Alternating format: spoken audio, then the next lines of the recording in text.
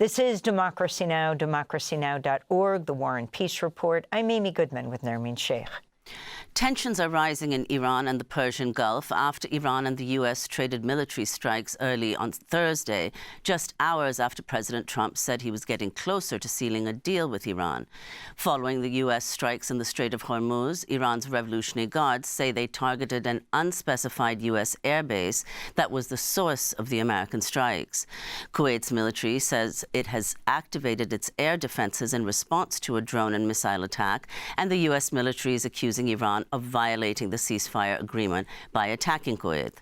During a cabinet meeting at the White House Wednesday, President Trump warned the Gulf state of Oman, a longtime U.S. ally, that it would face a bombing campaign if it entered into an agreement with Iran to share control over the Strait of Hormuz. This is an exchange with ABC News reporter Rachel Scott. Would you accept a short-term deal that allows Iran and Oman to control the strait? And would they have to open it immediately, or would you be open to that happening over a period of time? No, the strait's going to be open to everybody. And who would control it? It's international waters.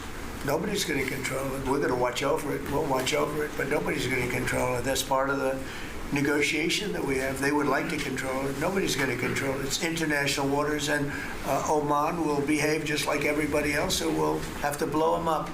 They understand that. They'll be fine. Have to blow them up, President Trump said about Oman, U.S. ally.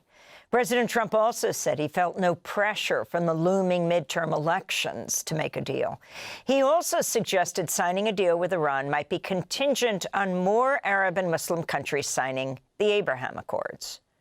And we'd like to have the countries we were talking about, with Saudi Arabia, UAE, Qatar, and the others, we'd like to have them immediately join and Steve Witkoff is working on that with Jared and some others, but would like to have them join the Abraham Accords. It'll be historic if they do it. And I think they owe that to us. To be honest, I'm not sure we should make the deal if they don't sign.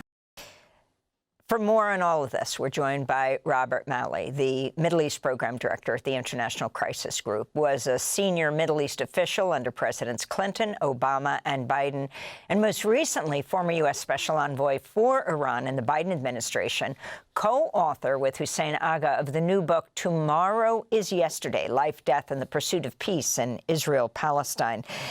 Robert, welcome back to Democracy Now! First, talk about the U.S. threatening to blow up its own ally, I should say Trump threatening to blow up Oman around around sharing control of the Strait of Hormuz, and then go into the Abraham Accords. Yeah, well, first, thanks for having me. Listen, we could spend hours trying to dissect every statement by the president. It's not clear that it's particularly useful because he says the most extravagant things. Yesterday may have taken the cake in some respects, threatening to blow up Oman, but also making this connection between a negotiation with Iran and expanding the Abraham Accords, including to Saudi Arabia and Qatar, and making this strange argument that somehow they owe it to the president, even though, if anything, right now what they have towards the president is real resentment because he's the one who got them into this mess. It's because of his unlawful, unnecessary war that the Strait of Hormuz is closed. So I don't know by what logic he thinks that they owe him something because he's going to get them out, perhaps, of the mess that he created. In any event, it's a completely illusory, elusive chase. There is not a chance at all that Qatar or Saudi Arabia coming out of this war with this Israeli government and this in this context are going to normalize relations with Israel. One hopes that he just threw that out and will quickly forget it. But if it becomes, in his mind, a condition for a deal, there simply won't be one. And Robert, you were one of the key negotiators for the 2015 Iran nuclear deal during the Obama administration. And several people are now speculating that whatever deal emerges between Iran and the U.S., it will not be very different from the 2015 deal. Could you just elaborate on that? I mean, the situation is different from 2015, so the comparison is going to be very inexact. Iran is not in the position it was before. It has discovered a tool, the control of the Strait of Hormuz, that it didn't really know it had, or if it knew it had it, it wasn't prepared to use it. Its nuclear program is in a very different state than it was in 2015. In some ways, it's weak because it's been bombed. In other ways, it's strong because Iran has accumulated irreversible knowledge. I think the comparison in some ways is sort of a futile exercise. I don't want the president to think that whatever deal he reaches is going to be worse than the JCPOA, because that will just give him another incentive not to conclude a deal. I think the main question is, number one, what this war shows and where we are today demonstrates that his decision to withdraw from the deal in 2018 was a completely reckless and absurd one, because we're now in a position where we're renegotiating issues that had already been settled and negotiating a new issue that never should have been on the table in the first place, which is reopening the Strait of Hormuz. The one lesson, though, the comparison where I think some of the critics of the JCPOA are having a very hard time with the current reality, is that the two main criticisms of the Joint Comprehensive Plan of Action, number one, was that Iran retained its right, what it considered its right to enrich uranium, something that critics thought never should have been the case. And second, the deal never addressed issues like Iran's ballistic missile program, its support for regional allies, or its drone program. Whatever deal comes out of the current negotiations, one thing is for sure: Iran will retain what it considers its right to enrich, and the deal will not touch on those other issues that I just mentioned. So the logic of the deal, even if the details will be different, the basic construct of the deal, which is nuclear constraints in exchange for sanctions relief, that's the only deal that's on offer. And again, we should never have been in the position we're now. The president's decision to rip up the deal, to impose maximum pressure sanctions, and then to go to war has left us in a weaker position, and without any option for getting a deal that would be dramatically different from the one that was concluded in 2015 at best. Well, Robert, you're back at the International Crisis Group. You were previously the president, now Middle East Program Director.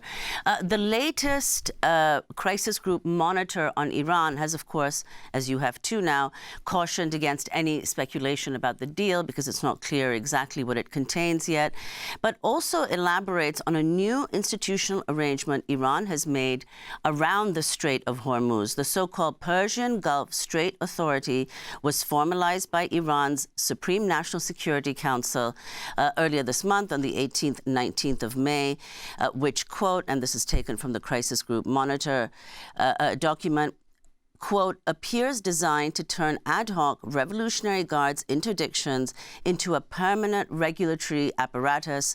Vessels seeking transit must file ownership details, insurance documentation, crew manifests, and cargo declarations with the authority before receiving a permit. Now, this is presumably entirely unacceptable, not only to the U.S., but also to Gulf countries. If you could talk about the significance of this and where it might fit into any potential deal. Right. Well, so first, just a reminder, I said it earlier, but we're now negotiating over an issue that wasn't even existing before the war. And the main topic of negotiation is opening the strait that was not closed prior to the launching of this illegal war. So that's point number one. Point number two, yes, what Iran, it's discovered that it has this ability. Again, it always had it, but it's now put it into practice of stopping and restarting and imposing conditions for vessels to cross the Strait of Hormuz. That is something that is unacceptable under international law. It's unacceptable to the neighbors, as you just said. The point is, it's a reality. And so when President Trump says Iran will not be in control of the strait at the end of this, if there's a deal, he's right in one respect, which is I suspect the deal will not entrench and formalize any form of control like the one you just mentioned. On the other hand, it's a statement of fact that if at any point Iran is dissatisfied with the implementation of the deal or feels like it's being violated or for any other reason, it decides to close the Strait of Hormuz or to impose conditions, it can do so. But I do think, I mean, one of the reasons why the negotiations are complicated is that Iran is insisting that it wants some form of economic relief for the damage that was caused by this war. And the most obvious one from its perspective, other than sanctions relief, is imposing some kind of toll, some kind of payment system in the Strait of Hormuz.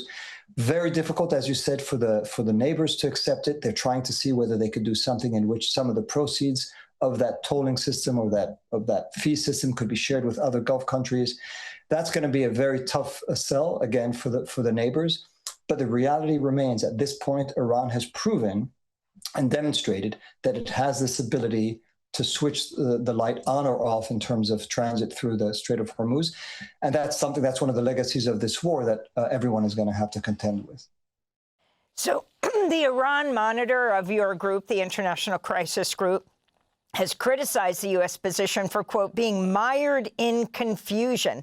Now Trump says he doesn't care about the midterm elections, but there's been speculation suggesting, to say the least, that domestic considerations are weighing in heavily, and that may force Trump's hand to reach an agreement fast. But according to other observers, this may no longer be the case following the Supreme Court's decision on redistricting. If you can respond to that. Also, the war pushing President Trump's approval ratings to an all-time low. Yeah, so obviously, I'm not in the president's head. It's not somewhere I'm going to speculate getting into. But I do think listening to him, and let's put it this way, if you are an Iranian official listening to the president every other day saying he doesn't care about the midterms, he's not in a hurry, I think every time he says it, they believe it's proof of the opposite, that he's sort of protesting too much, and he's trying to project an air of confidence, an air of not caring about what will happen at the midterms, what will happen to his political fortunes. I think that's very hard to believe, at least from their perspective. So every time they say it, they view it as confirmation that they hold that upper hand in terms of who is more in a hurry to reach a deal. Now, I think, again, watching the president, myself, I'm confused, because you would have thought that given the poll numbers, and this is one of the most, if not the most unpopular war waged by the United States in decades. One can't even think of a precedent where there was not even a rallying around the flag, instinct at first. This has been unpopular from day one, and it's only grown more unpopular since. It's having a drag on the economy. It's having a drag on the Republican Party's prospects in the midterms. So you'd think that the president would really try to get out of this war, and he's had many, many exit ramps since he first launched it. He hasn't really seized them. He's changed. He's gone back and forth. He's zigzagged.